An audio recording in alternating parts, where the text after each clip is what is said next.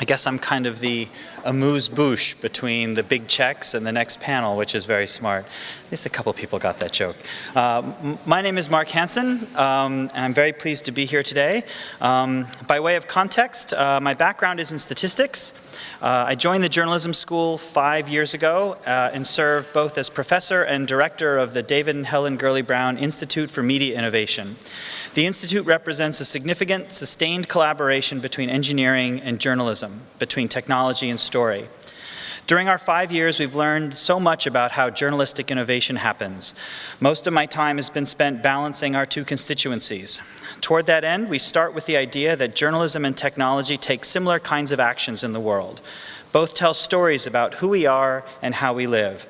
The work of journalists is more obvious perhaps, but in a similar way, that new app tells us about our lives, makes us feel modern or hopeful or concerned or moved to action. In a very real sense, most of what I do at Brown is create the social, cultural, political, and technical mechanisms to foster new forms of journalism, telling new stories or building new platforms, each infused with the values and ethics of journalism. We're happy with projects that involve deep, specialized, single-purpose innovations in service of a particular story. Projects include a VR documentary on the famine in South Sudan, the role of offline networking in Cuba, to drag culture and the complicated notions of identity that emerge when it finds expressions on social networks. There's no sense of engineering journalism or engineering generalization here, and instead our success is measured by our ability to change the very idea of what we think a story might be. On the other hand, we're happy with new platforms that help us find and tell broad new categories of stories. From an open data portal for Panama to an alerting infrastructure that has taken root in the markets of Dhaka to report food adulteration to a social media mining application that produces a real-time cultural map of the city. To support all this, we lead workshops, hold seminars, run design sprints, and hack events. Interdisciplinarity is the key. But I'm here today not to talk about Brown per se. Instead, Chris, Dave, and Richard asked if I would present my recent work as a professor or as an educator. My training is in computational statistics with just enough theory to be credible. I'm not, however, a journalist, and every day I walk into Pulitzer Hall, I am reminded of that fact.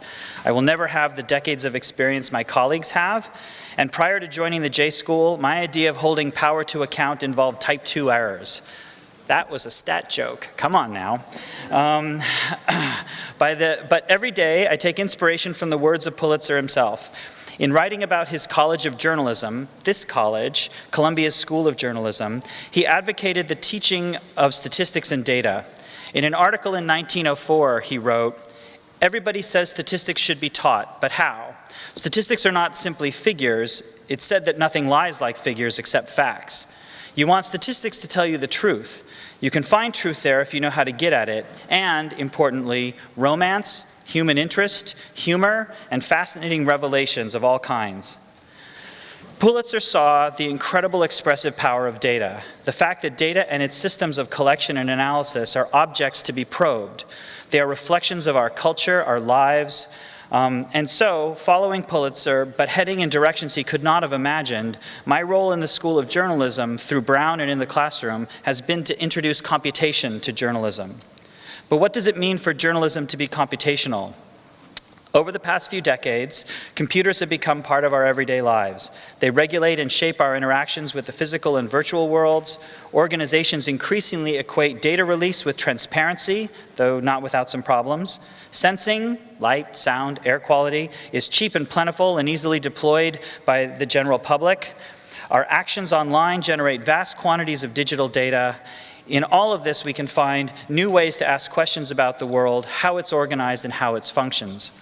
But the keys to this new digitized kingdom are data, code, and algorithms. The curiosity, that questioning spirit our journalists develop in their first reporting classes, finds an outlet in new and unexpected ways, mediated by data, code, and algorithms. Hence, computational journalism. It's simply a response to our new condition of living in a computational society. This year, my spring elective focused on computational tools and techniques that, while not necessarily new, certainly achieved new prominence in the recent election. The vast networks of information that are created every day are simply too large for us to examine in their entirety. To get a sense of what's on, we take feeds from algorithmic recommender systems, we scan trending topics, we focus on information shared with us by friends and people we trust. Over the past few years, we have seen how these tools and strategies for directing our attention can be hacked. I packaged these ideas, these lessons, under the title Computational Propaganda. The class started with trending topics. How are these lists computed? What's the intuition behind their design? We started thinking about the words, trending, trendy, trend-setting. There's such richness in the concept, but its expression in code can be limited. We looked at how and when trends form on networks like Twitter, how they propagate from city to city and across the country. We examined the cascades of likes and retweets and the networks of followers and friends that guide their growth. Persistence, recurrence, geographic extent, drift, volatility. We tried to provide a solid grounding for the journalists on what might go into a trending algorithm.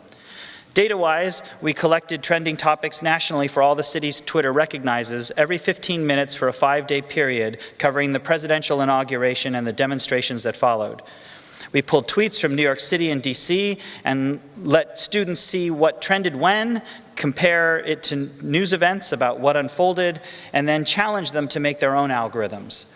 The idea being that it's only through engaging with the problem directly that they can start to appreciate the sticky parts of these algorithms, the hard questions, the places where thresholds are set.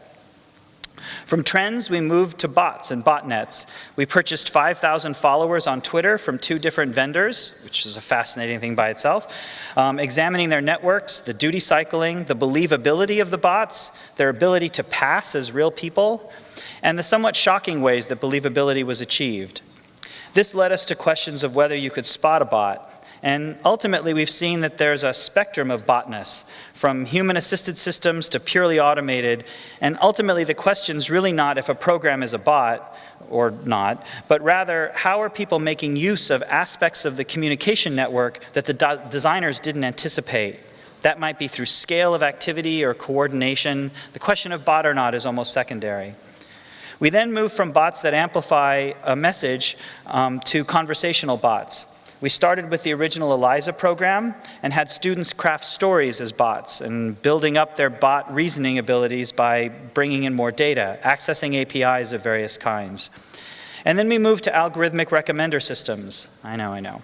Collaborative filtering and the idea of near and far in a data space. Near and far, notions of distance, that's all you really need. I mean, 90% of statistics is geometry and believing that a computer can toss a coin. So from distance comes the Pythagorean Theorem, a right angle, a projection, and we talked about high-dimensional data spaces and ways to see them, like the exploratory grand tour with its randomly selected projections, or a distinguished view like principal components, which for the journalist you pitch as the view that hides the least, not the one with the greatest variance. We then moved to learning systems and AI. We read Leo Breiman's Two Cultures and the idea that some models are open and some are closed. Some refer only to predictive capabilities, while others emphasize narrative. As a kind of capstone, we're currently looking at fake news, at disinformation or misinformation. We started with Google's new claim review microdata format. As of Friday, when you go to Google News, you'll see a fact check tick in their display. It's interesting to think that the same microdata format that was used to help Google sort of better organized restaurant reviews might also tag a portion of a news article as a fact check. We're spending the next couple of weeks with the Susan Rice story. Mike Cernovich originally tweeted that Susan Rice ordered the now infamous unmasking of Trump associates. From there, it found its way to right-wing, somewhat unreliable news sources until it finally got picked up by a columnist in Bloomberg and then drifted into the mainstream media. Again, the purpose here is to show, to see how a story travels, what mechanisms amplify it, move it along. It also challenges students to think about those blurry lines, bot or human plus computer assist, and the role in making something trend. And importantly, how do you decide whether a story is fake or not? All along this Susan Rice story, there are moments to say, okay, that's too far. But where do you draw the line? It's a hard editorial question and one that I wanted the students to experience firsthand before blindly believing that technology could solve the problem. Along the way, the students learned about how the web works, how APIs work, network analysis, multivariate statistics, a little machine learning, some Python, all in an attempt to create a new kind of reporting practice, one that can both report on as well as report with data, code, and algorithm. And as I see, I'm at 10:04. My time is up. Thank you for letting me share my experiences today.